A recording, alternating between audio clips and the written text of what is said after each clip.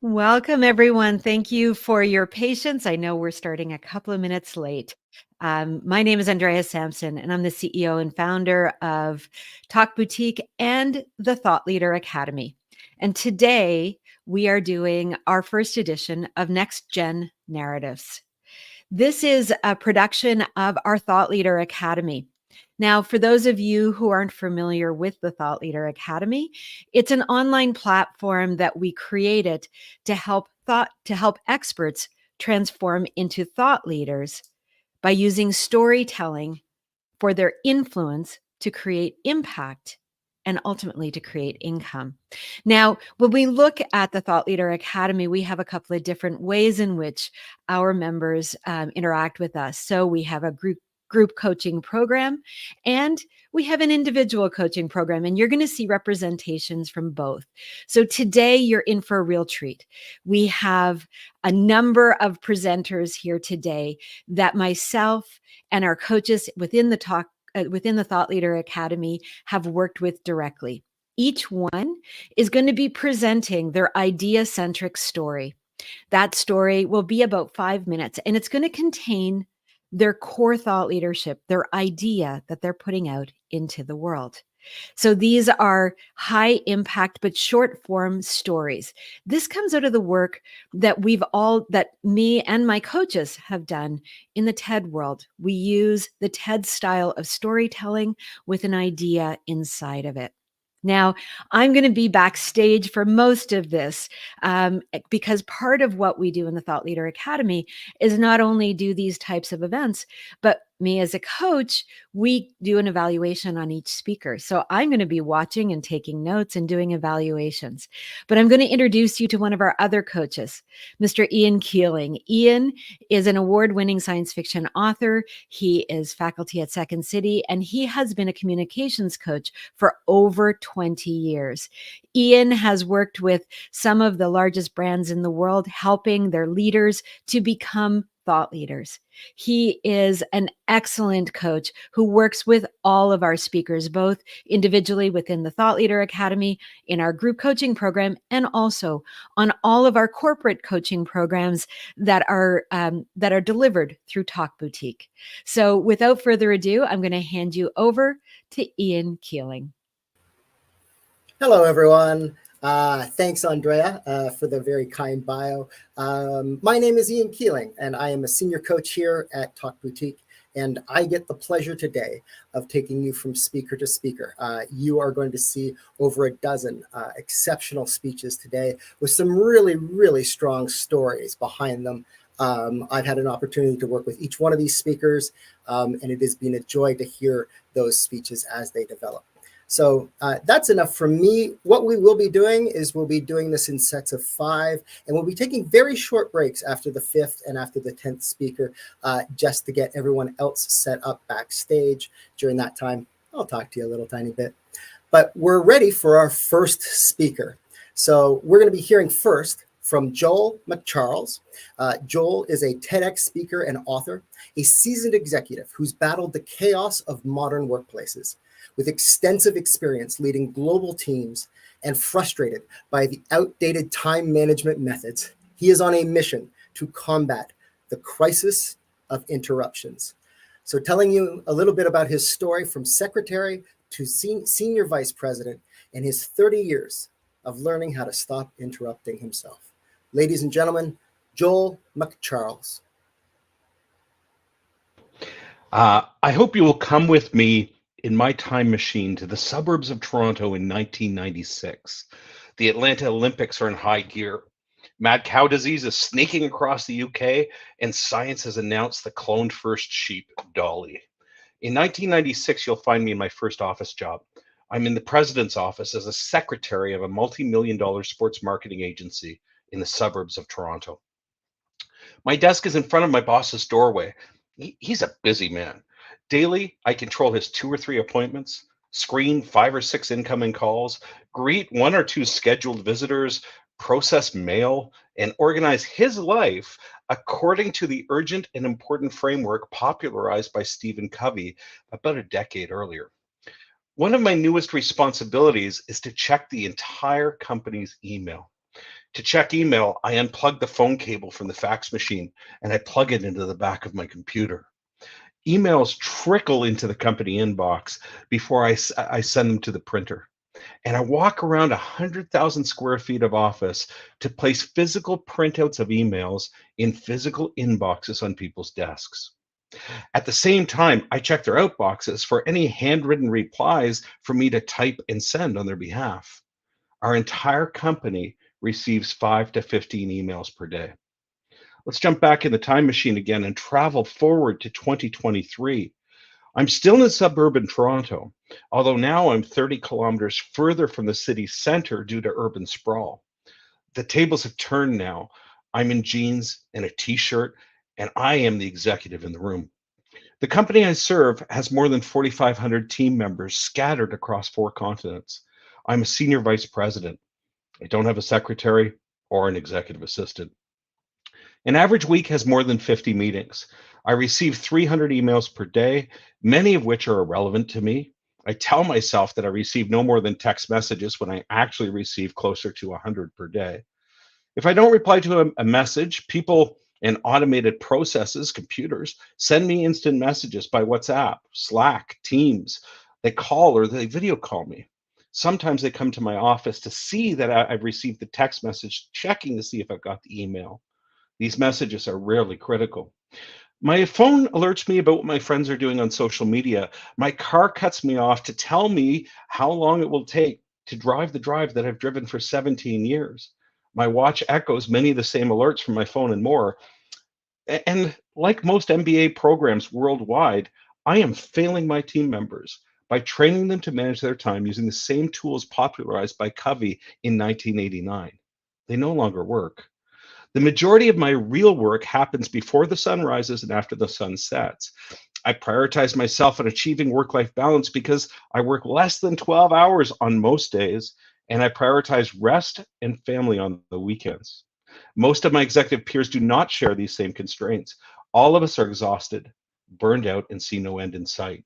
While many team members believe that we have good intentions, they describe us as tired, tense, and lacking focus. On our worst days, they wonder if we even care or even understand their work experience. I won't get back into the time machine for fear of the future. If we continue to do what we've been doing for the last 25 years, it looks dismal. Today, I'm going to talk to you about interruption overload.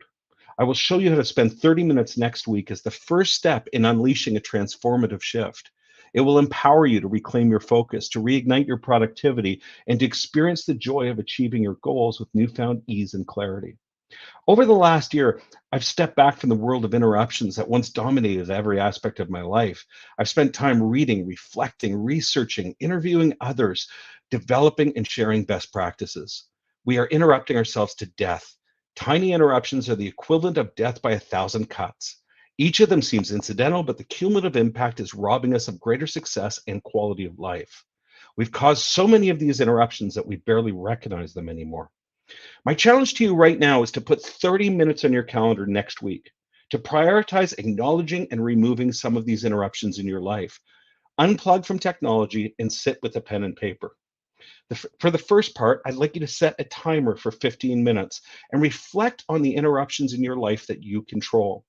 Instead of focusing on the biggest interruptions, focus yourself on to identify on where most of the interruptions come from. It's likely going to be some form of technology, including email, instant messaging, or the like. Reset your timer for an additional 15 minutes and list what you can do to lower the frequency of the things you listed. For example, if you're trying to lower the amount of email you receive, you might unsubscribe from newsletters, talk to your team about the types of emails you don't need, reduce your email that you send, and more.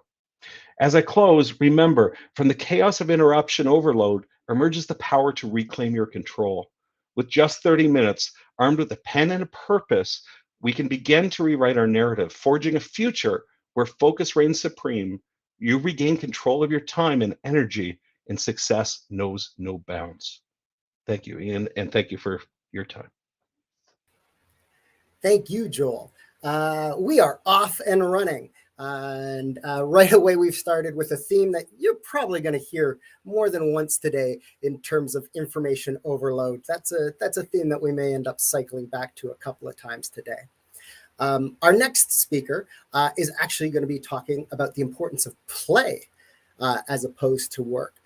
Janet Olmstead is an author, an elite behavior and change health coach, a speaker, and a play expert. With over 20 years of experience in the health and wellness industry, she's on a mission to reignite the world's passion for play, to fight chronic disease and improve the quality of life as we age. She's the director of Red January, a UK initiative that she brings to Canada. And today, she is going to be talking about moving towards vitality and the power of play. Ladies and gentlemen, Janet Olmstead.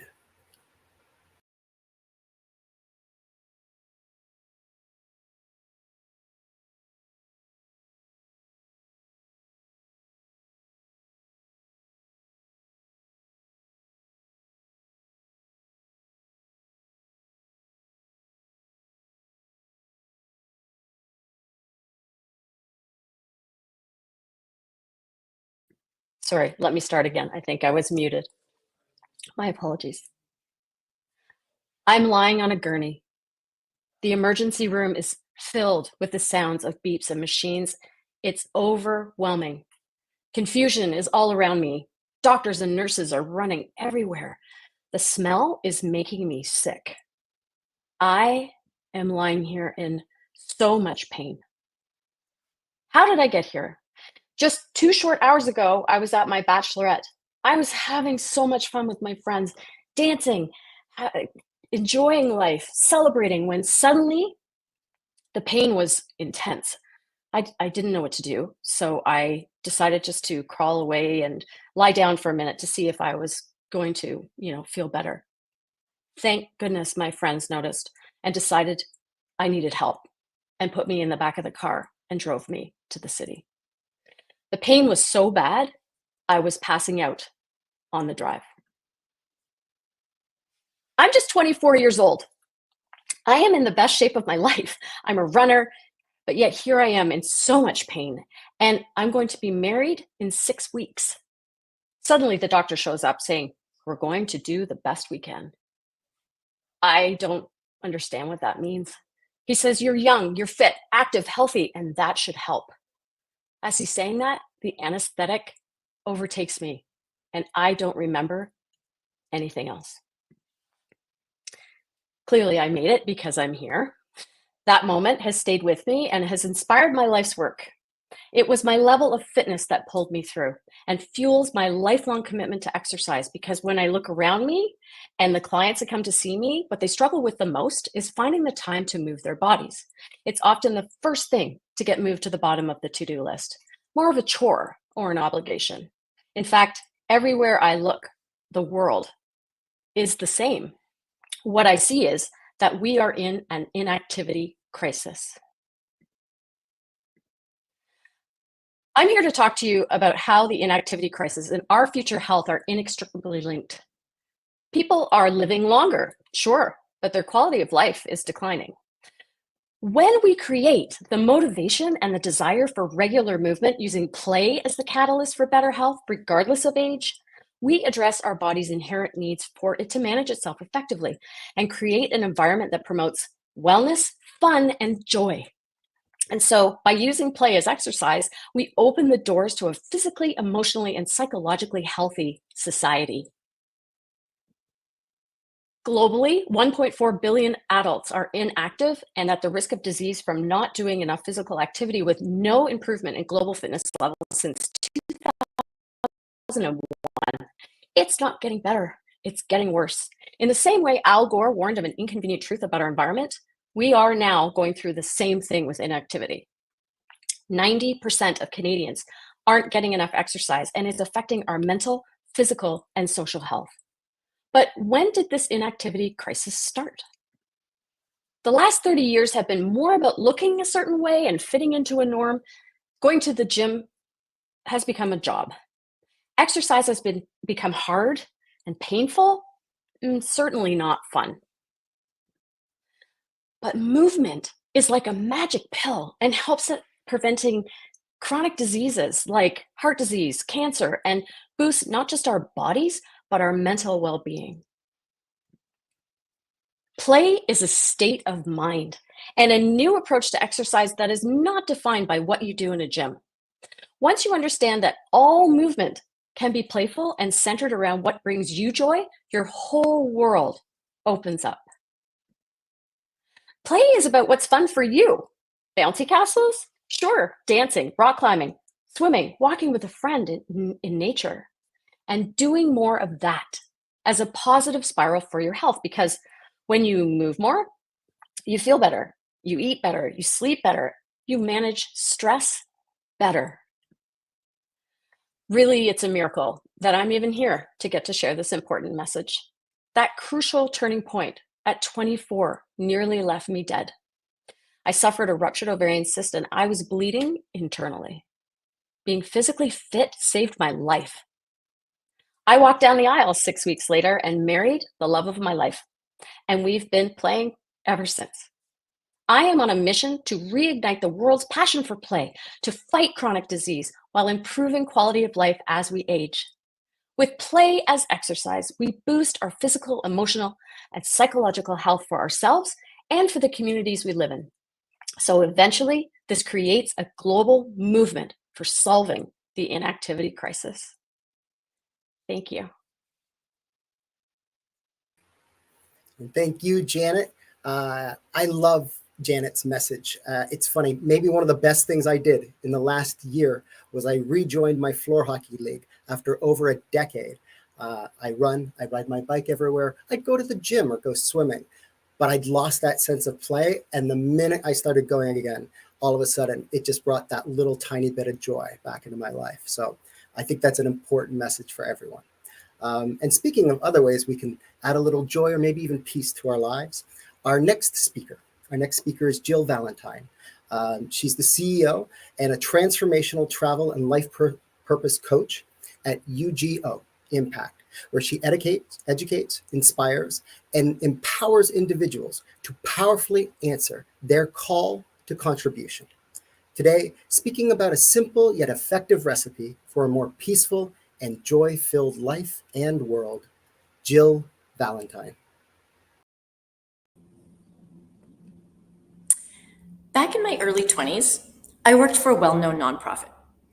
I spent my days feeling trapped in a little cubicle from 9 to 5. My time was spent sending emails, scheduling meetings, and filing paperwork.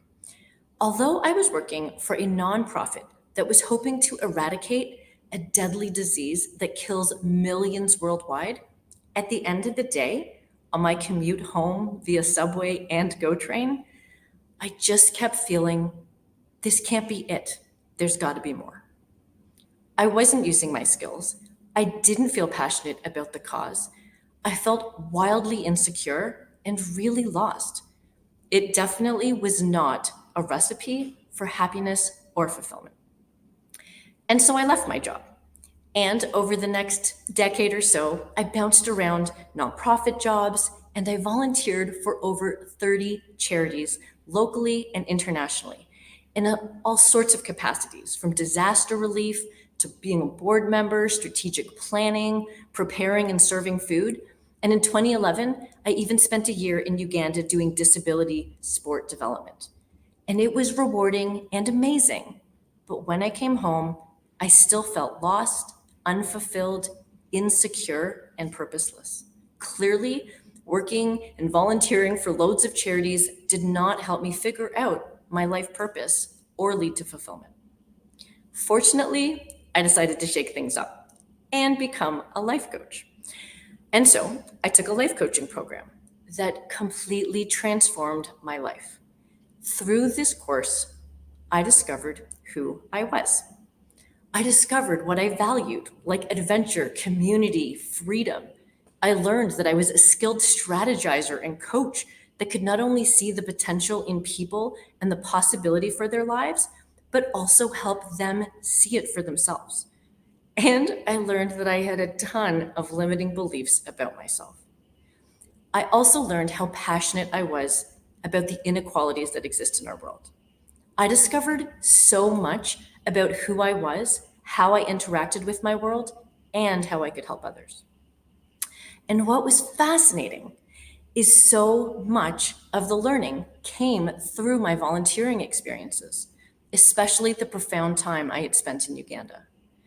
So, now clear on who I was and what lit me up, life started to feel more hopeful and happier, and I had the confidence to start a business as a transformational travel and life purpose coach. And when I think about what it took for me to get there, it was a powerful combination of two things. One, self-discovery, and two, being of service. My volunteer experiences had given me opportunities to try new things, gain new perspectives, and be in new environments. And the coaching program helped me really reflect and integrate what I had experienced.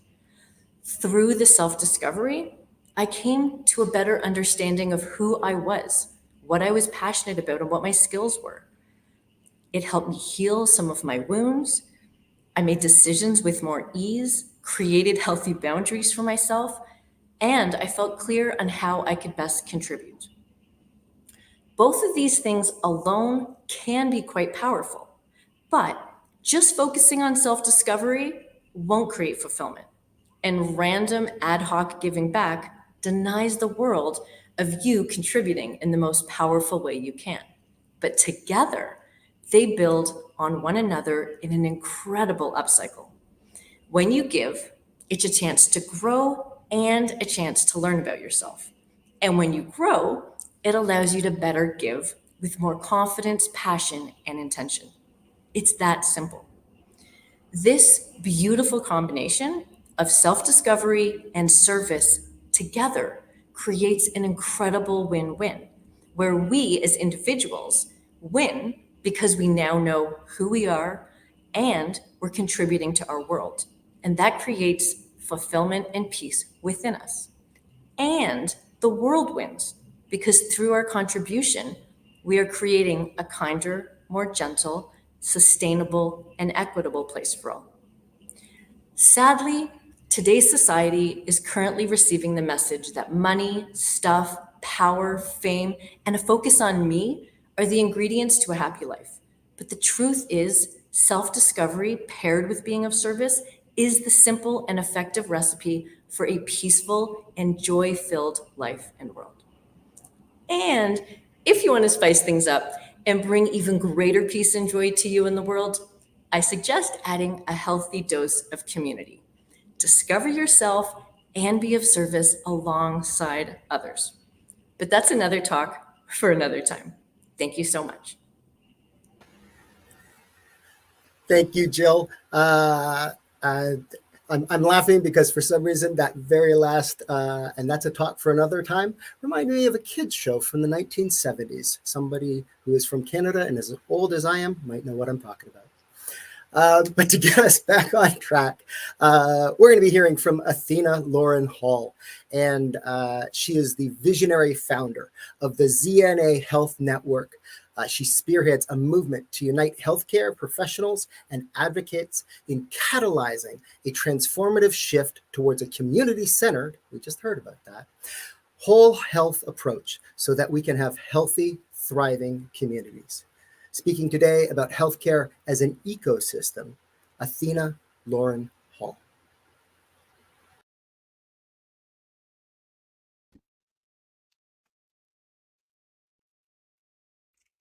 I'm in the warm waters of the Hol Chan in Belize, watching as the sun plunges below the horizon. Our scuba instructor motions for us to go beneath the sea. As I descend, I'm surprised by hundreds of tiny, colorful fish rushing past me and diving into rocks and crevices where they'll spend the night. Then everything goes quiet. So quiet. Slowly, large predatory creatures come out into the open. Long moray eels with beady eyes, giant lobsters dragging their enormous claws. Stingrays cover the ocean floor and stir up the sand like birds in a dust storm. This marine ecosystem works in an interconnected concert. Everything depends on everything else, either directly or indirectly. Did you know that up to 70% of poor patient outcomes can be linked to a lack of collaboration within our healthcare system? Fragmentation of resources and silos would never work in nature, just as it doesn't work in our healthcare ecosystem. Today, I'm here to talk to you about changing our healthcare system from within. And I'll show you that when we network and collaborate toward a shared vision, we can rapidly shift our healthcare system to one that's highly impactful so that we can see our communities healthy and thriving. Just as the flamingo doesn't turn its pink color unless it's in the right environment with the resources it needs, humans don't reach their potential unless they're in an environment with the resources that they need to thrive. For healthcare workers to share their unique gifts and to have the biggest impact, they need support from each other and from leadership. Imagine multiple stakeholders: nurses, technicians, physicians, community members, all working together to improve the health of their communities.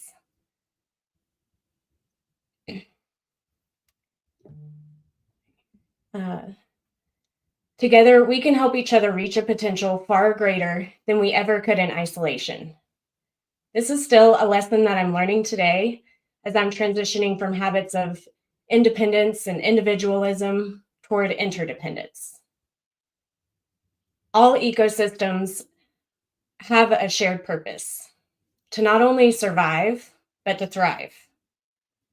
This creates resiliency in the face of challenges, such as the coral reefs in the warming waters of Western Australia, bleaching and dying off, followed by rapid growth to a now 44% coral cover in over a decade, thanks to support from the local ecosystem. For our healthcare system to support humans to thrive, we need to have a shared purpose that we can all get behind. This creates momentum in the same direction and lessens burnout by restoring passion and purpose in our work. A healthy ecosystem works to support life. Our healthcare system is built on old ideas and belief systems that can make it challenging for all humans to survive and thrive. We can look at nature as a guide and create a healthier network that offers opportunities for everyone to thrive.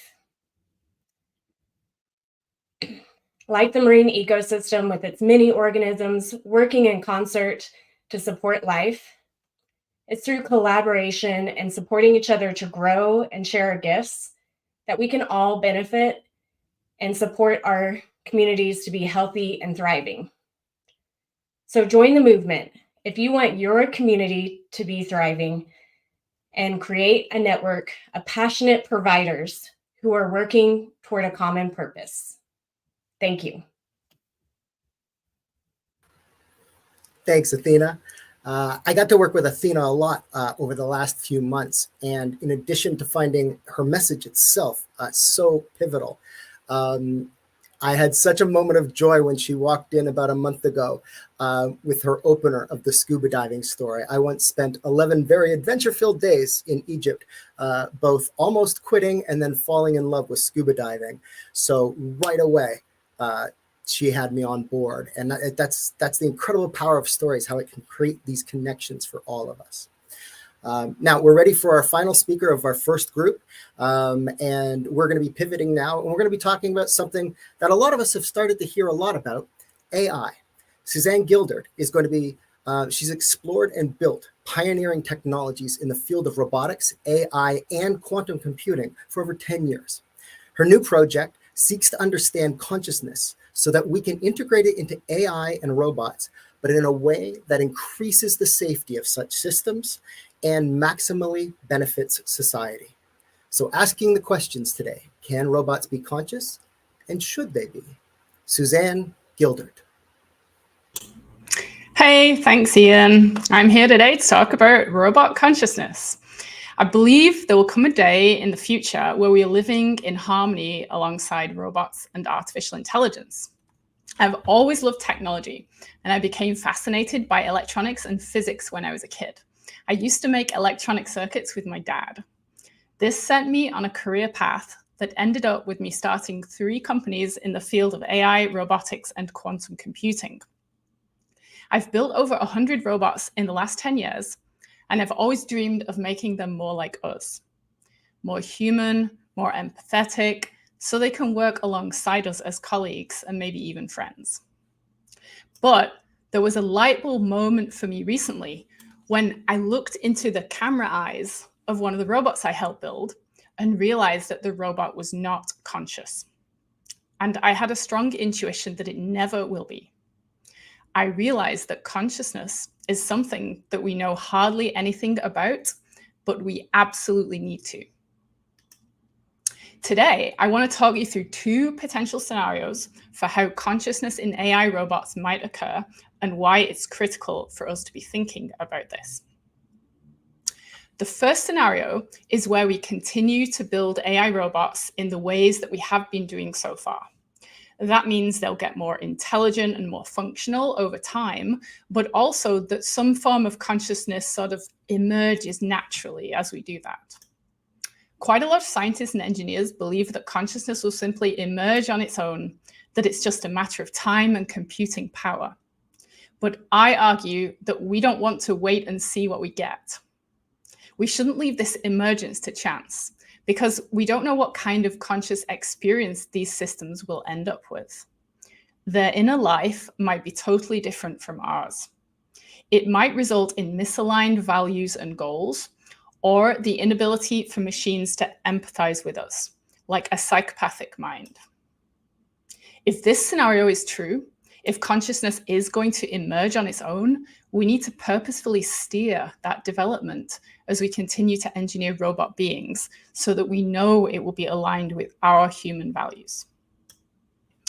The second scenario is where consciousness does not emerge organically from our technological progress, no matter how much computing power we throw at AI. In this scenario, no matter how intelligent these AI robots get, they will just be machines following orders without thinking for themselves and without having a real understanding of the consequences of their actions. Without consciousness emerging, they will have no self-awareness, no experience, no feelings, and no emotions. And I'm worried that this might be an even more dangerous scenario, because machines that cannot experience the world and feel emotions will follow orders blindly. And we have to wonder about where those orders might come from. In this case, maybe it would be better if the machines could think for themselves. The conclusion from both of these scenarios is the same. We need to explore consciousness more. We can't ignore it. Smart, super intelligent robots and AIs are coming, whether we like it or not. We need to take responsibility for the power of our technology. We need to pay careful attention to what it means for machines to be self-aware and conscious, even if that involves new scientific research and new theories of mind. Many organizations are now designing AI robots to be more human-like. And so far, they're getting pretty good at walking, talking, picking, and placing. But people are still uneasy about them, worried that they might be unsafe. I think it's related to this intuition that they won't be conscious. So maybe we, as scientists and entrepreneurs, need to pay attention to people's intuitions. The next generation of AI robots must be able to feel, empathize, and know right from wrong. If we keep convincing ourselves we'll never understand consciousness, then we never will. I've always said the best way to understand something is to try and build it. And together with like-minded colleagues, that's what I'm going to do. I believe we can understand and engineer consciousness, and that if we do this well, we can build a world with empathetic AI robots that live in harmony with us. Thank you. Thanks, Suzanne. And that's the end of our first group of 5. We're putting everyone else, getting them on deck. And I love Suzanne's speech because it's both about something that feels overwhelming to us. Let's face it, we've all been hearing about AI, Chat GPT. It seems to be going very quickly. And yet what I love about all of the speeches we heard so far is the idea that there is some hope there too. And we have this, the future is amazing and it can seem overwhelming, especially with all these paradigm shifts happening as we speak. But we have an opportunity at Talk Boutique often to work with a lot of people in these fields, whether it's tech, healthcare, business. And I'm always amazed at the level at which people are working on all of these things, moving us forward. And it's one of the reasons why thought leadership is so important, because it's not just about communicating with world leaders and government leaders, business leaders. It's about being able to pass these messages on so that the average everyday person on the street can understand what's happening and not just hear the fear that sometimes permeates the media. Okay, it looks like we are ready for our second group of people. And so our first speaker in that group is going to be Rebecca Darwin. Rebecca is an internationally recognized expert in philanthropy and a TED speaker. In 2020, she co-founded the Foundation for Black Communities, spearheading fundraising, community engagement, and advocacy that resulted in a historic $200 million capital transfer from the Canadian government and an additional $25 million from private, public, and corporate partners. And today, she's going to be talking to us about the greatest gift that death can give. Please put your hands together for Rebecca Darwin. My sister and I were silent, suspended in time, holding our breath, our eyes glued on our dad. Moments earlier, laughter filled the living room as Dad's friends reminisced with him. Suddenly, panic erupted. His screams pierced the air. Frantically, we wheeled Dad into his office for privacy, hoping to calm him down. As I tried giving him a sip of tea, I realized the gravity of the situation. You see, my dad relied on us for everything. He could no longer walk, talk, or move his hands. ALS had taken each of these abilities away from him. Kneeling down, I held his hand, trying to help him breathe. His heart rate fell, and his breath became more and more shallow. In and out, in and out. Here are 3 lessons my dad taught me through his life and journey with ALS. The first lesson, chart your own path. My dad was a true individual, a black sheep to many. Defying his family's expectations, he left England at a young age and lived abroad in Thailand, Malaysia, and Trinidad. He followed his passions professionally, from military veteran to salesman, eventually becoming a lawyer well into his 40s. And despite ALS's grip, he flatly refused the prognosis of 3 to 6 months to live. He found alternative treatments in traditional Chinese medicine and acupuncture, and that ultimately extended his life. Staying true to his own path allowed him to live fully with few regrets. The second lesson is be fully present. With his body rapidly deteriorating, my dad was forced into early retirement. He spent his days homebound, trapped within 4 walls. It was devastating for the independent traveling entrepreneur. What surprised me most about this time was how my dad became fully present. It was only now that we're living in this distracted, disconnected society that I can reflect back on that time and appreciate the undivided attention he gave listening to my teenage sagas and dramas without interruption. He was also present in sharing his wicked and often dark sense of humor. For example, he made light of the drool that dripped down his mouth, joking that he looked like a St. Bernard dog. Being present created new memories despite our difficult situation. And the third lesson is to focus on community. In his final years, Dad focused outward, fundraising for children orphaned by HIV/AIDS living in Thailand. He wanted to give back to the community that had poured into him in his military years. This started out as emails and letters to his professional network, raising awareness about the orphanage. And asking for a donation. It quickly became pamphlets and eventually turned into an annual gala. His dedication inspired many, and he even captured media attention. It taught us all to look beyond our individual circumstances to benefit the collective. ALS has a 0% survival rate. There is no remission, no turning back. And so you may have already guessed how this ends. I'll never forget the day that my dad passed. My sister and I sat beside him as he exhaled out, out, and out. That day, I was only 19, and I didn't truly understand that I'd already received one of the greatest gifts of my life. Today, I'm a philanthropic advisor working with major donors and private foundations. Put simply, I think about giving and gifts a lot. I hear over and over again, I'll give back once I launch or when I make my first million. And then when people do make the money, if it's not multi-millions, they think it's not enough. I'm no Bill Gates or Mackenzie Scott. This misses the mark entirely. Philanthropy is about more than money. Even in the face of devastating illness and mortality, you can give. And this is important because meaningful legacies are about impact. I realized the profound gift my dad had given us, the wisdom to truly live. I invite you to consider, what will your greatest gift be?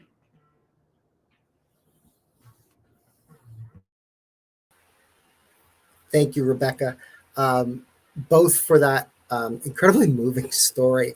I only got to work with Rebecca for the first time last week, and so I got to see her talk pretty much fully formed. And I was both affected by her story, but also that message of being present, which is something I'm extremely passionate about. I think we have a crisis of not being present. Andrea mentioned I have a background in improv, and one of the beautiful things that improv teaches you to do is to be present with others and to be able to handle change as it happens, but to actually work collaboratively.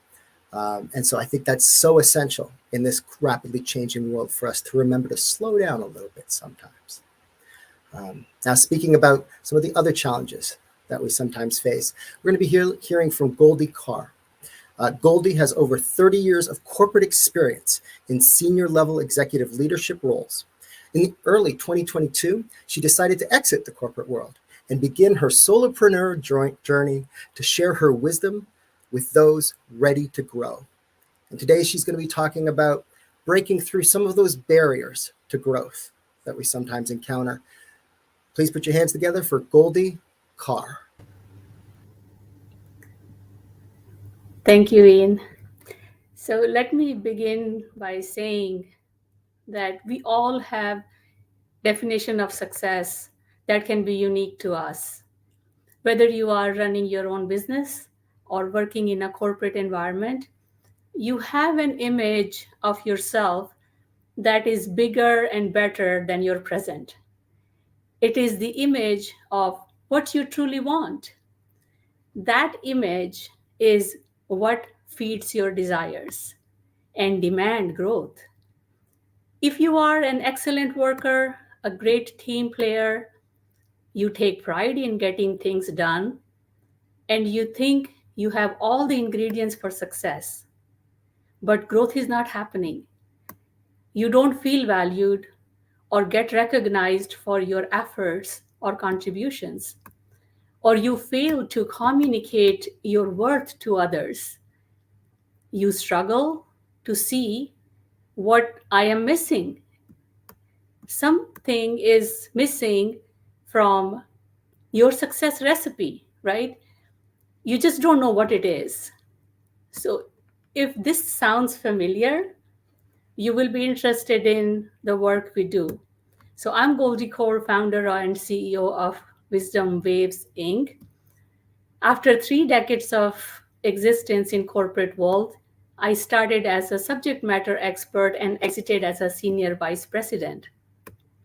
My growth came from dealing with my fears, my limiting belief, and the self-sabotaging behavior that was holding me back from getting what I wanted in my professional life. In professional settings, the expectation to conform to so-called norms often means sacrificing your true voice, which makes us uncomfortable. As I climbed the corporate ladder, I learned a lot about communication and collaboration techniques that worked among teams horizontally, and especially learning communication and collaboration vertically, that become a steam learning curve for me. So compromising our true voice is a choice. We make that choice so we fit in that environment. Um, so why do we make that choice? It's because the majority of people in our environment generally focus on our weaknesses and undermine us. So in such an environment, we start to think that's something is not going to work for us if we are being ourselves. So once you make a choice to suppress your authentic self, you start to manifest fear, self-doubt, self-sabotage behavior, and you're not aware of it. So, and that little voice in your head holds you back from achieving what you actually want to achieve. So just imagine the feeling when you are not held back by fear or self-doubt. So there are ways to be you and do you. It's amazing feeling, but how do you do that? So we have a program that gives you tools to deal with situations like that. So you can cultivate clear vision, and you will gain clear understanding of the steps that you need to take to eliminate your confusions. And it's recognizing that inner voice is discover your uniqueness and learn how to focus on things that really matters to you, overcoming those challenges, that proven strategies that has worked. It will help you work and overcome those obstacles and setbacks, and no more feeling stuck or helpless. And that's a growth mindset. So you will tap into opportunities and master strategies for rapid growth. That is your bigger and better self. While meeting your personal development goals, you also recognize your inner knowing. You will learn to tap into your inner powers that we all have, that uniqueness that we all have. And then you can take any challenge or any setback, any goal that you will put yourself to reach, and you will have that renewed energy and confidence. So I'm just going to say that we are here, and let's embrace that growth mindset, and we will do it with the waves of wisdom. Thank you. Thanks, Goldie. Boy, that little voice inside our heads. I think that her work at getting that voice to quiet down for most people, I think that's pretty important. As someone who has struggled with that their entire life and continues to do it to this day. I struggle with this a lot as an artist, and I actually ended up hitting the point where there are two questions I ask myself before any high stakes endeavor, including hosting today. I ask myself, are you pretty good at this? Because that little voice always wants you to be perfect. And is what you're doing of value to at least some of the people in the room? Because as an artist, that's another thing that sometimes we can struggle with. So anything we can do to get that little voice to just relax a little as we're trying to move forward is so important. And speaking of an important mindset, and we're going to start hearing some more and more of our messages start threading together. We're about to hear from Libby Wildman. Libby has over 38 years of experience in financial services and planning. And in 2018, she merged her own business with her husband's at Davis Ria Limited to offer holistic financial guidance. She combines the hard facts of the financial world with the softer side of human connection. And so today it's appropriate that she is going to be talking about the symbiotic nature of money and true wealth. Please put your hands together for Libby Wildman. So it was a Thursday at 3:00.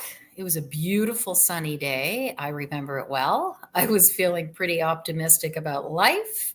Just had dropped off my daughter, who was 12 years old, at her best friend's for a play date. I was fooling around on the radio trying to get some good music to enhance the whole vibe. But before I could pull out of the driveway, the phone rang, and it was my accountant calling. He was calling to congratulate me. So I was a little confused because I wasn't too sure what I needed to be congratulated on, other than the fact that my chronically unemployed husband had supposedly got a job. But what he shared next completely shook my world. He shared with me that my husband was sitting at the bank waiting for a $5 million wire transfer. So this immediately teleported me back to a year ago when I was having a conversation with him. And he was explaining to me an opportunity that didn't take me very long to figure out that it was illegal. And when I thought about that, I said, I thought that we had agreed, at least I thought that we had agreed, that my business was good enough to support all of us, and he did not need to resort to illegal activity in order to look after us as a family. So here he was, not only violating the law, but violating my personal values. In fact, he was violating our trust as a couple. He was violating our family's values, and he was putting us all at risk. He was now waiting for a payment that I knew was illegal. So in that moment, I started to understand who my husband was and what he would resort to for money. And I've also learned in that moment that society puts a ton of pressure and judgment on us about money, and that society would have us believe that money is the only form of financial wealth. And my experience and observation would tell me differently after 38 years of being in the wealth management industry, because I have seen that wealth is actually the symbiosis of 7 wealth perspectives.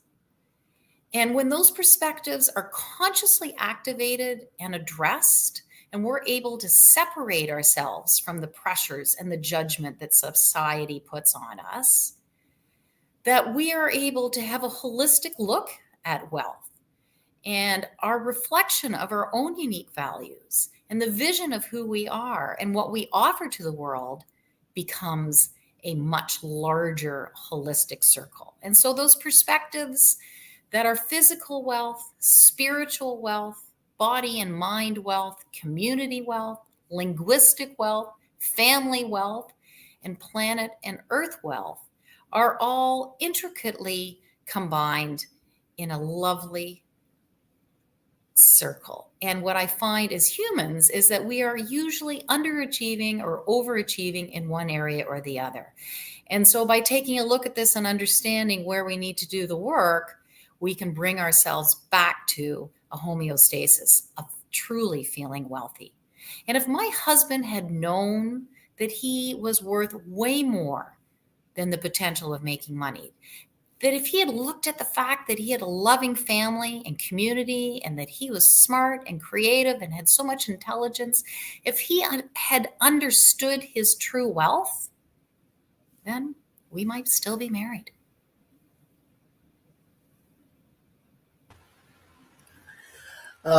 Excellent. Thank you so much, Libby. That's another one of those speeches that I didn't hear until the rehearsal last week. And it was late in the day. I was a little tired. And Libby started telling me the story. And within like a minute, I was like, wait, there was a call from the bank. What?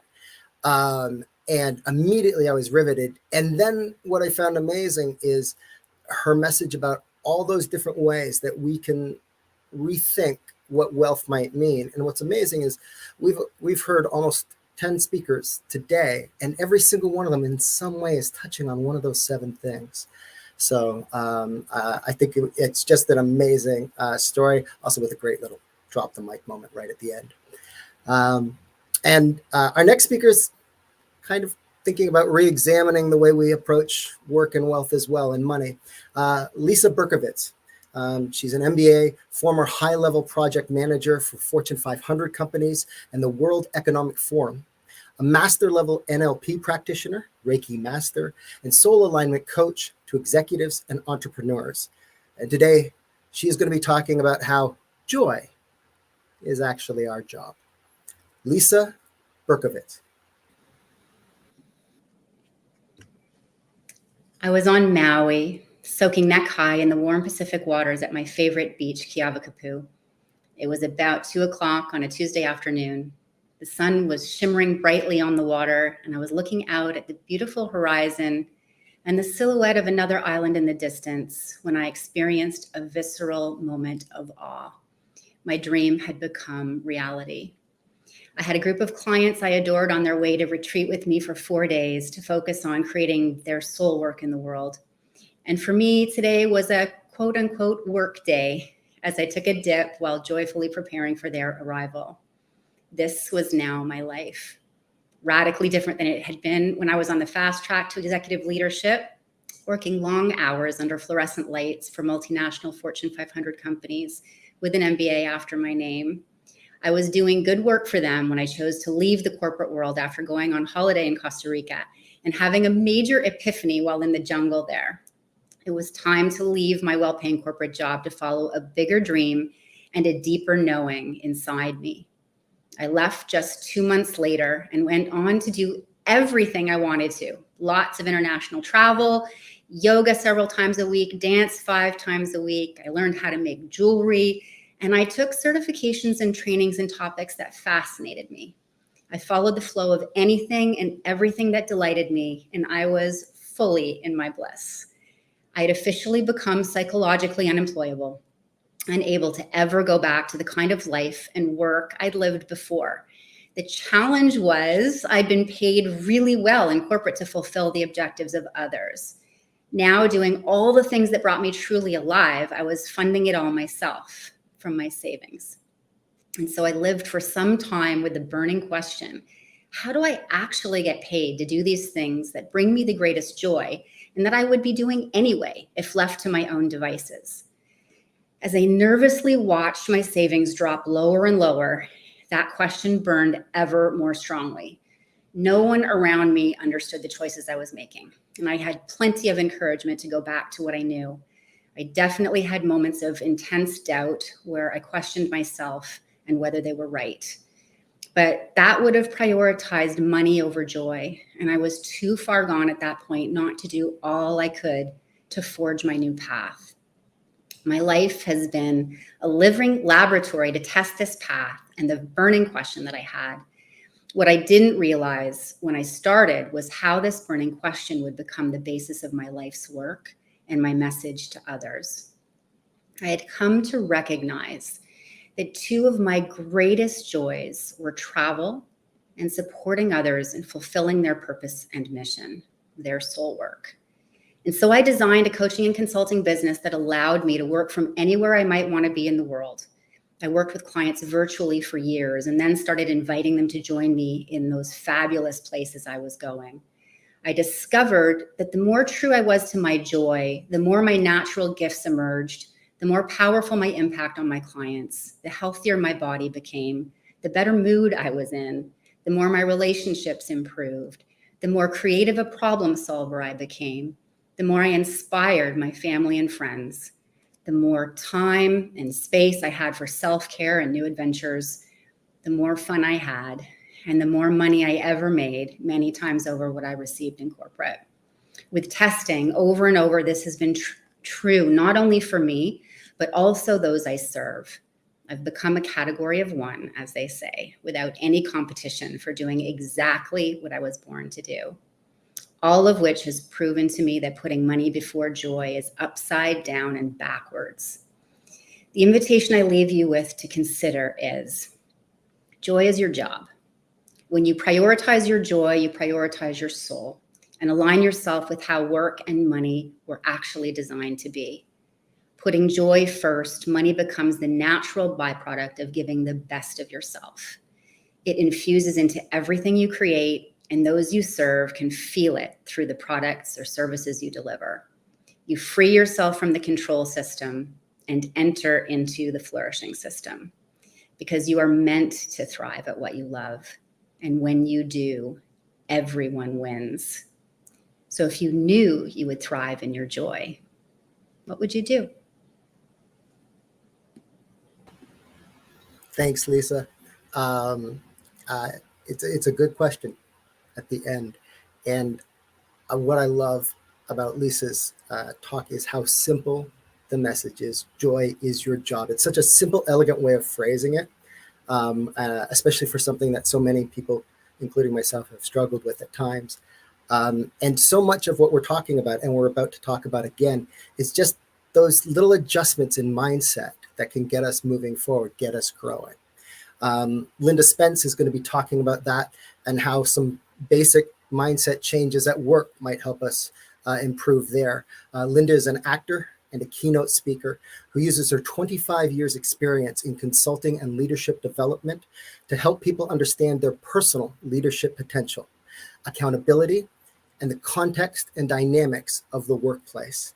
And today she's going to be telling us a few little changes we might make to be killing it at work. Linda Spence. Thanks so much, Ian. Great to be here.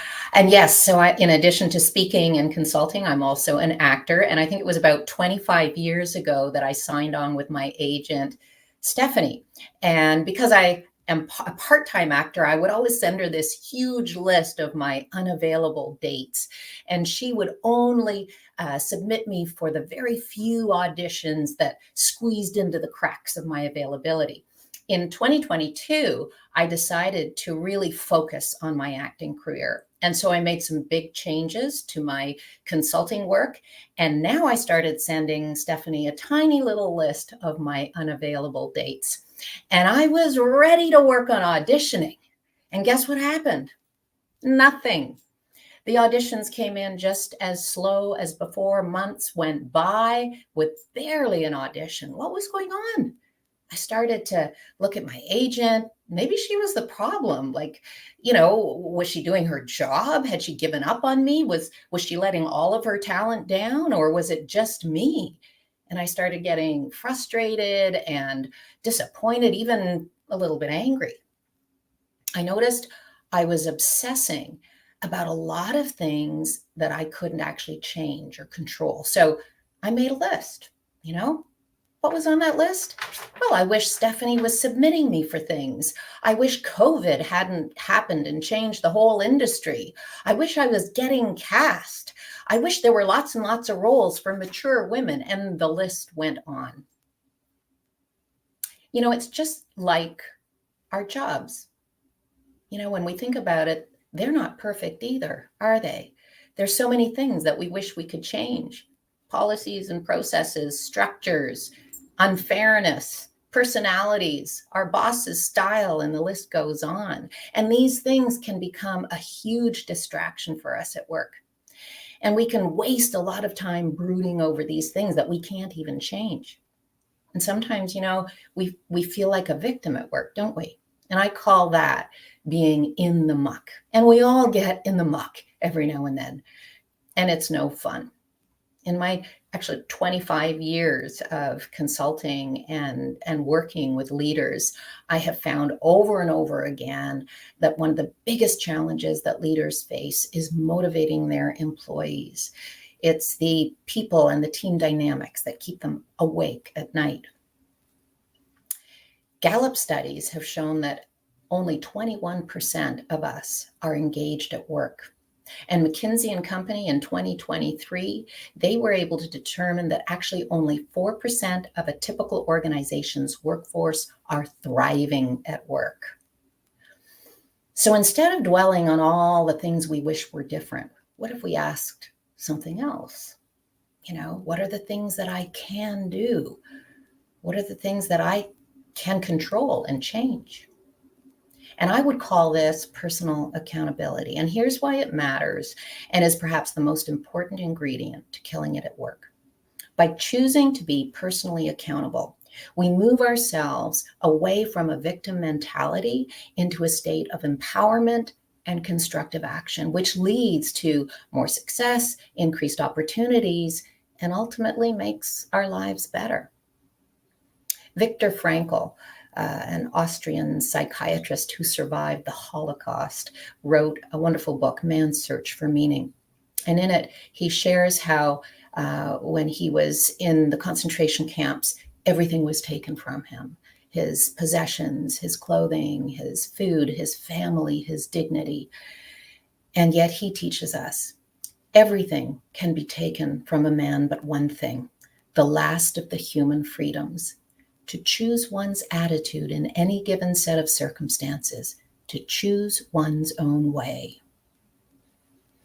We can choose to see ourselves as a victim at work, or we can choose to feel empowered by that within our control. In my situation, I realized I could choose to stay with Stephanie, or I could choose to find a new agent. I decided to stay and to really work on my relationship with Stephanie. So I reached out. She agreed to meet, our first meeting in 25 years.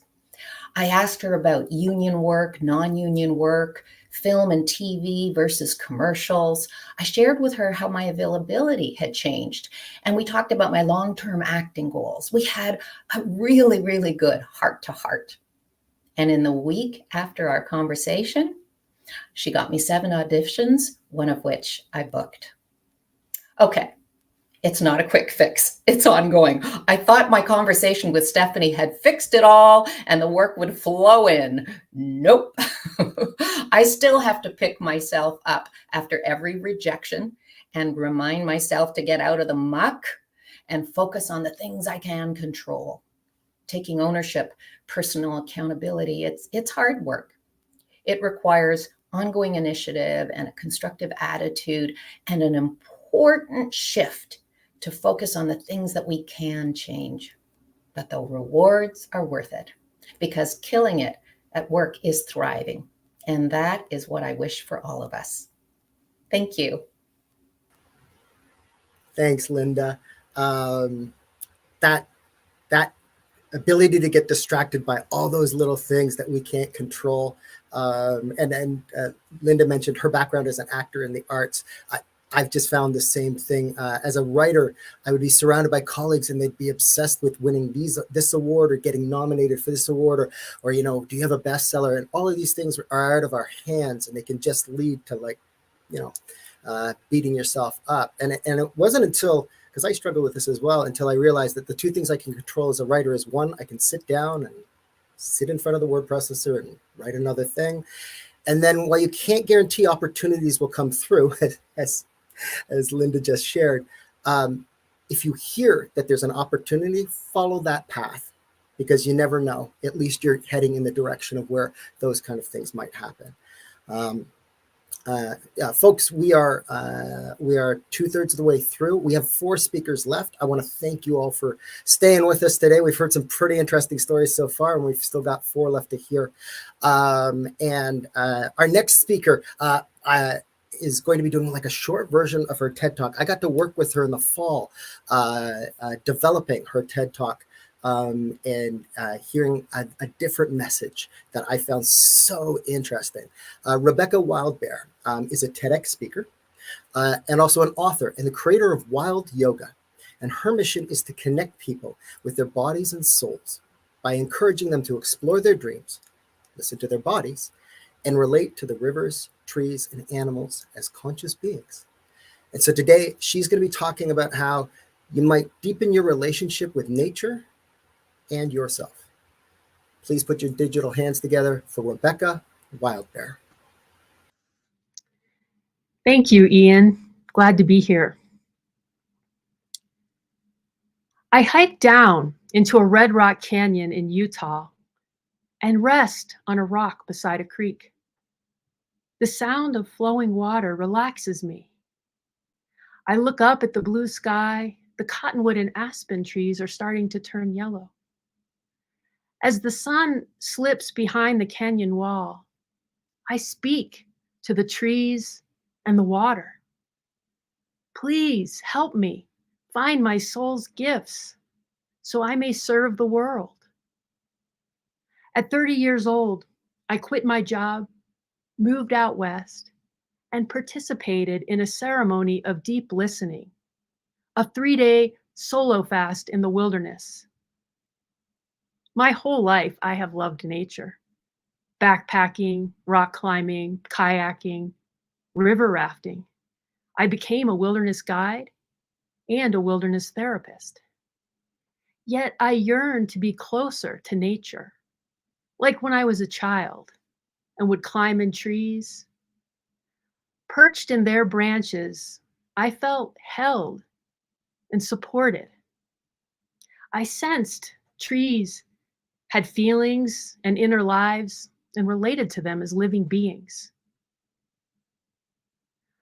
Suddenly, a glimmering gray rock captivates my attention. I feel called to hike up to the perch where it sits high on the red rock wall. On the way up, I step on rocks and walk through dry washes, careful to avoid the cryptobiotic soil, the living crust that hold the desert together that took thousands of years to form. Finally, I arrive at the rock and lie on its cool surface. This is where I will fast. Each day, I look at the surrounding red rock walls and down into the stunning canyon below and ask out loud, who am I? What is my purpose? The desert's response is silence. Sometimes I hear the flap of raven's wings or the call of a morning dove. Words form in my mind. You're not ready. On the third and final day, my body is weak from not eating. I hike down to the bottom of the canyon to place a rock on a stone pile to signal to another person I'm okay. My heart is beating rapidly. It scares me. On the way up, I stop every few seconds to rest. Could I be having a heart attack? I wonder. Suddenly, I remember when I had cancer at age 21. The pressure of the tumor in the lymph nodes in front of my heart, and how difficult it was to breathe. Finally, back at the gray rock, I collapse, exhausted. I listen, mesmerized by the pounding of my heart, loud, fast, strong. What is my purpose? I ask softly, looking at the juniper and pinyon trees surrounding me. I no longer expect an answer. Braveheart, whispers a nearby pinyon pine. I feel disarmed. No, that's a movie. My response is fast, but too late to stop the flood of memories, images, and emotions. Seeing flashes of moments when I was brave make me feel overjoyed. Remembering times when I turned away in fear stirs up feelings of regret. I am unsure who Braveheart is, but I want to be her. After my solo, I often wake up in the night. How will I live this vision?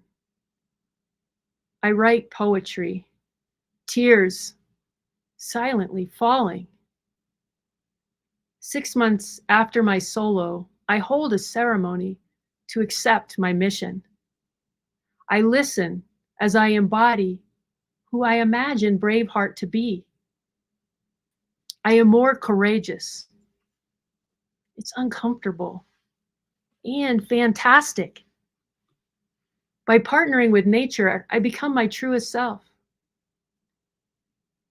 I've often fasted alone in nature to listen to the trees, mountains, and rivers, and lead others in these ceremonies. I help people attune their perception, sensing, feeling, and imagination to listen to the earth. Without this connection, humans lose themselves and cause damage. Our relationship with nature is essential for knowing ourselves and tending the planet's well-being. Look at the wild world like you did as a child. Be enchanted by the flutter of hummingbird wings or the color of wildflowers.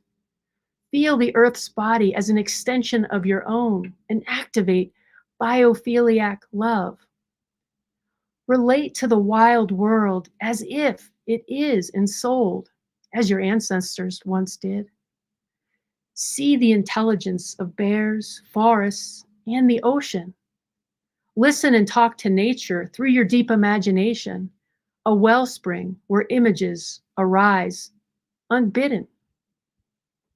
Being receptive lets the earth guide us. Tune into the wild world around you. Listen and grow in partnership with nature's wisdom. Thank you. Thank you, Rebecca. Aside from the fact that listening to Rebecca always just calms me down and gives me this beautiful energy, I think one of the amazing things that she offers is so many of the people that we've listened to today are talking about slowing down, about self-reflection, about connecting in some way. And I love the way Rebecca offers us a slightly different perspective on how we might actually do that we don't always necessarily consider. Plus, it's just amazing with her emotional language. Next up, we are going to be hearing from Bob Calvert and speaking about another kind of a connection that we need to make. Bob Calvert experienced a transformative journey with emotional work at the age of 45, leading to a partnership with Janice Berger and the development of an innovative emotional literacy course dedicated to reshaping how youth understand and navigate their own emotional worlds. So, speaking today about nurturing emotionally healthy teenagers, Bob Calvert.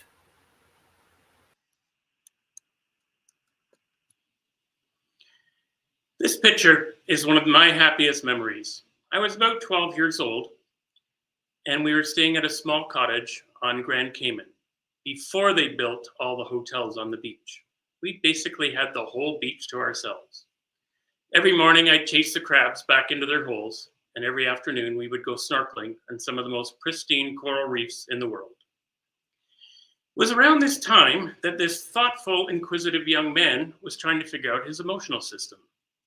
I would pick up anecdotes and sayings that made me feel comfortable. If you love something, set it free. If it comes back, it's yours. If it doesn't, it never was. That is from Richard Bach, the author of Jonathan Livingston Seagull. The universe is unfolding as it should, so be cheerful. That's from the poem Desiderata. And my favorite, love means never having to say you're sorry, from the movie Love Story. And I picked up some tidbits from watching Star Trek, where they contrasted the rational Vulcan person with the human feeling person. I am trained as an engineer now, and looking back, I can tell you that I was building a model to help me understand the complexity of my emotional system. Problem was, I was building a far more complex system than what existed in reality. This model got me to 45 years old before it came crashing down in a divorce.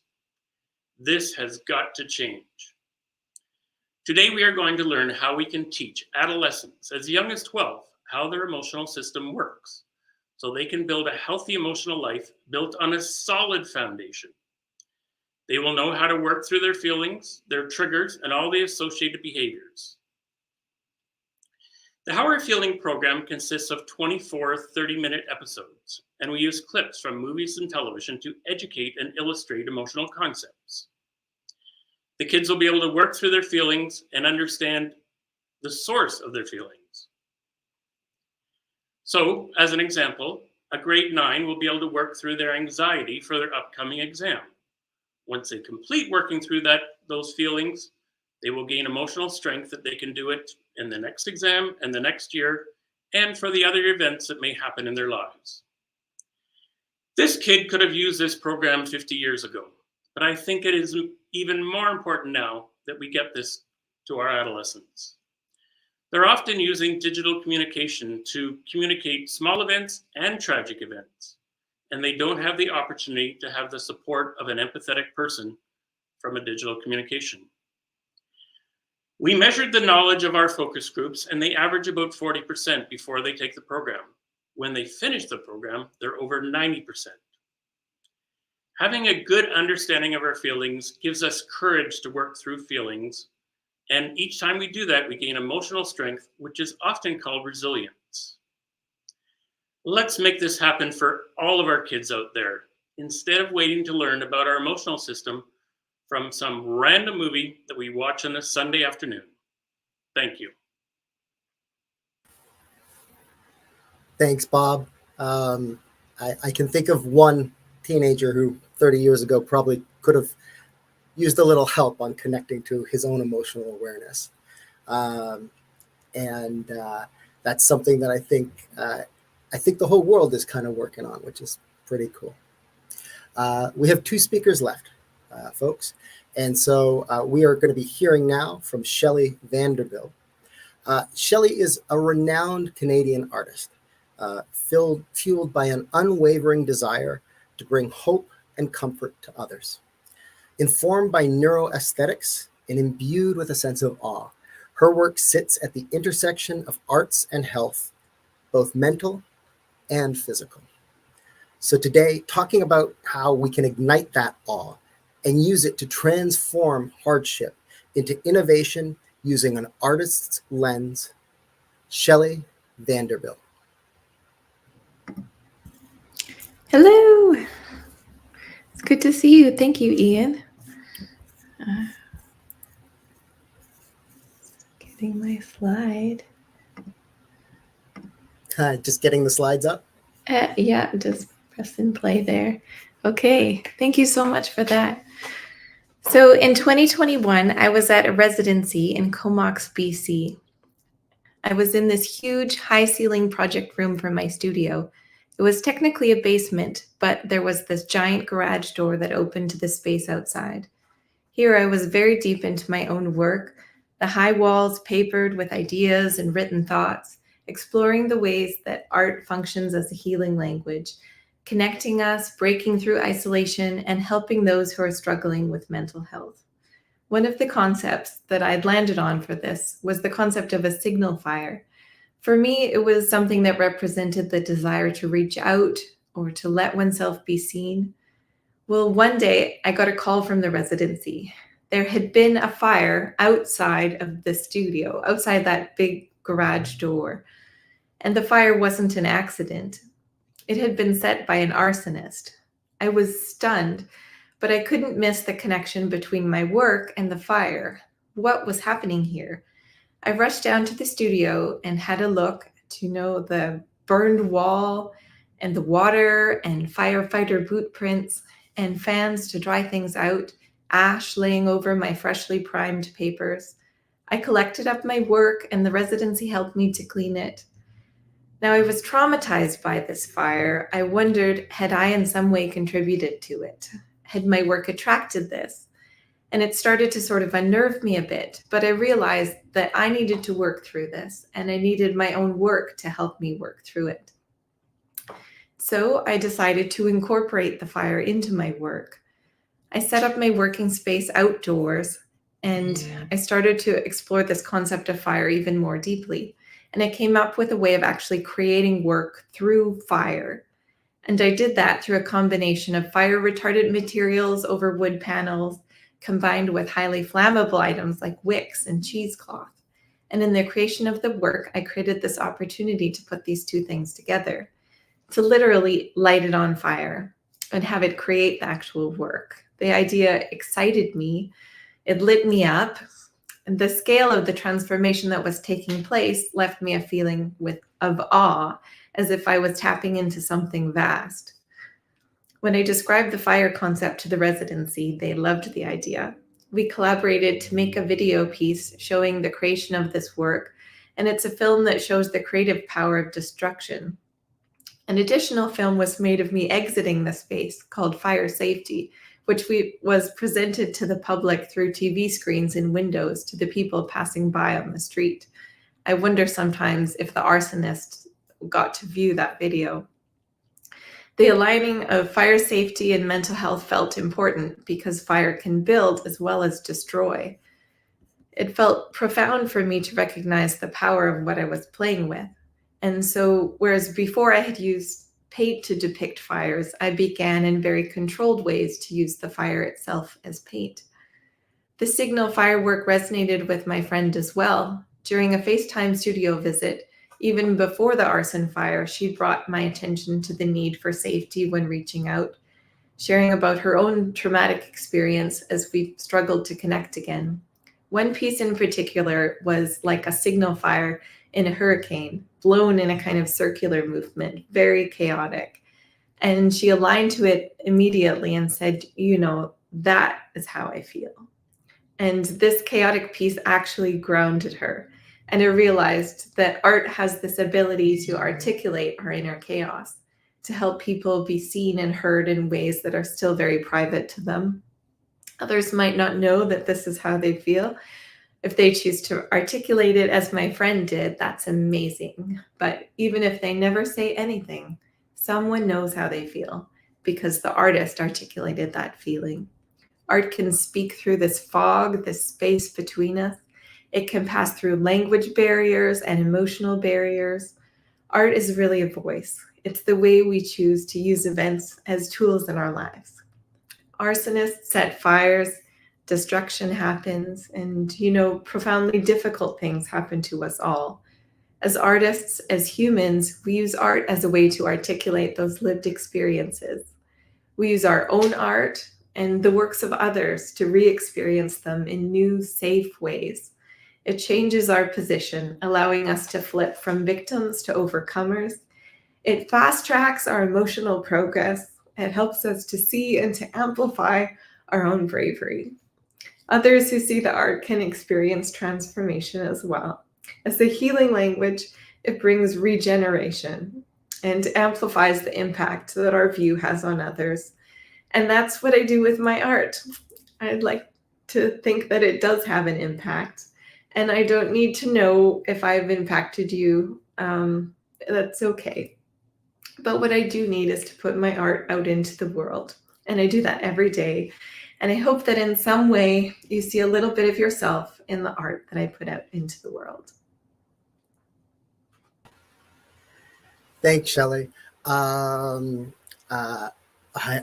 love how passionate she is about what she does. And also that story about taking that traumatic event, the way that she used art to recreate it, when she first told me about it, I was like, that is so cool.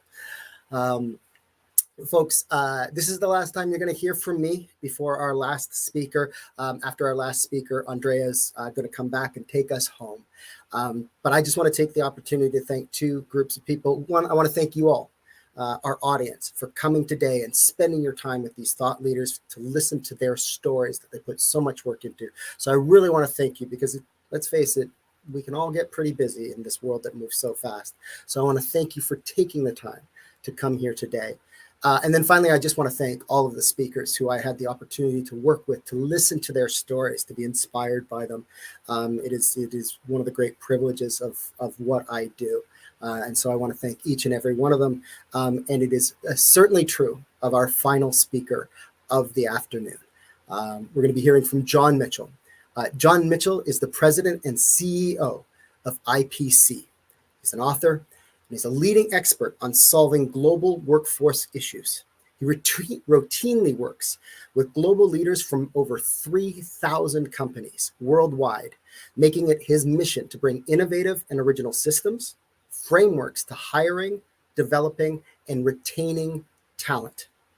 So now he's going to be speaking about the future of the human workforce and how we can maximize human potential in an automated world. One final time, please put your digital hands together for John Mitchell. Thank you, Ian. Thank you, Andrea. And I appreciate Talk Boutique having me on. In recent weeks, the movie Dune has been taking the country by storm. And if you're not familiar with it, it's a story that takes place some 10,000 years into our future. It's a future that's filled with spaceships, distant planets, fantastic creatures, and mysticism.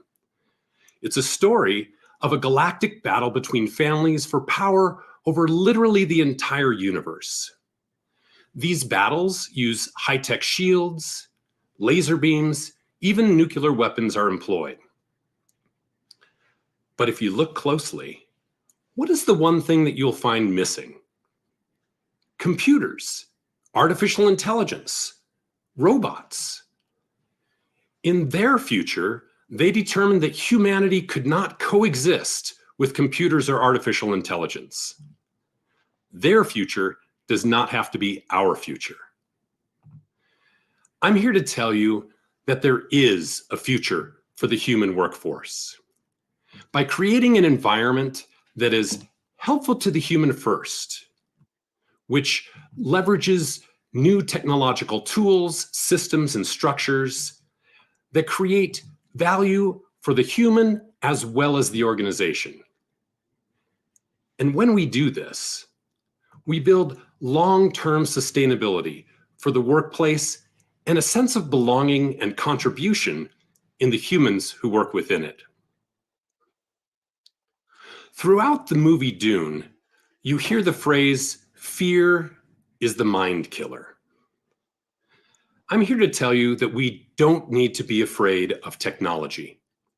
In spite of Hollywood's portrayal of technology as the nemesis of humans and the too often heard fear that we will be replaced in the workplace by technology, AI, robotics, automation, etc., are the tools that will make us better. We don't need to be afraid of investing in training in our people. Investing in people is always a good idea. It makes for more loyal and capable teams that enhance your companies. We also need to not be afraid of creating an inclusive environment. When our corporate cultures create an environment where every individual is comfortable bringing our whole diverse selves to the workplace, we get better production and profits. Our future is not dystopian, but it can be utopian. We need to lean into that future. Our organizations need to support learning. We need to adopt these new technologies and help the individuals in our workplace understand how to use them so they can level up and become even better workers for us. And we need to create a safe environment in which everyone can thrive so that not only will the individual thrive, but the organization will thrive as well, and we will succeed together. Thank you.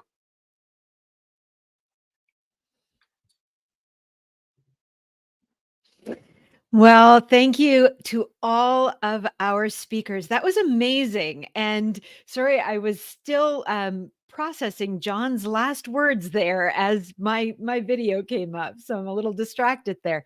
But that was amazing. We just heard almost 15 speakers present to us over the course of the last hour and a bit, hour and a half, I guess. And each one of them presented a different view of the world, a world that we're all co-creating together. You know, I talk a lot about thought leadership. And the reason I am so passionate about thought leadership is because each one of us has an opportunity to co-create a vision for our future together. And when we bring our voices together like that, what we're doing is we're creating a diversity of thought. And today, whether it was through the lens of each one of these speakers, they're giving us a different way to look at our now and therefore our future.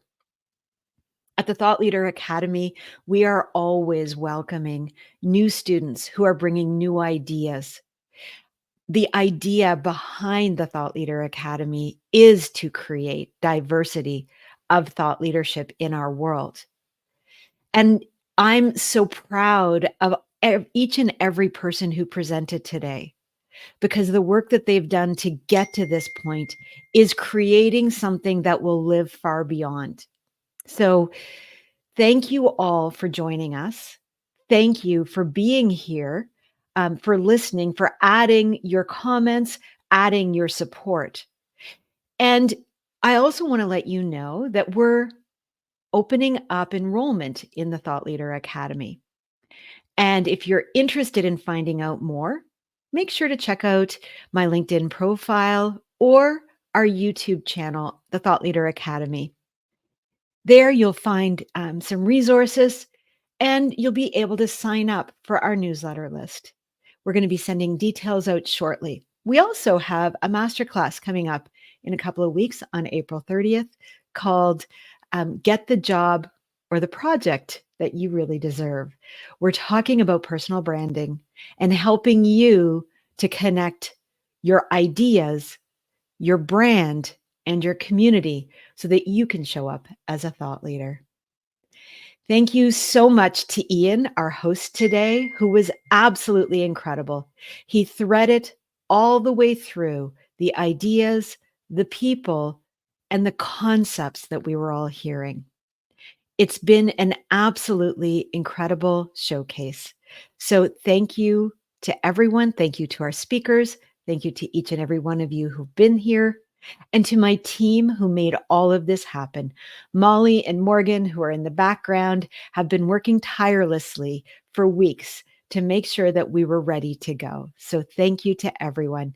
Have a wonderful rest of your day. And we'll see you in a couple of months where we'll be doing this all over again and listening to the brand stories of each of our students at the Thought Leader Academy. Have an amazing rest of your day.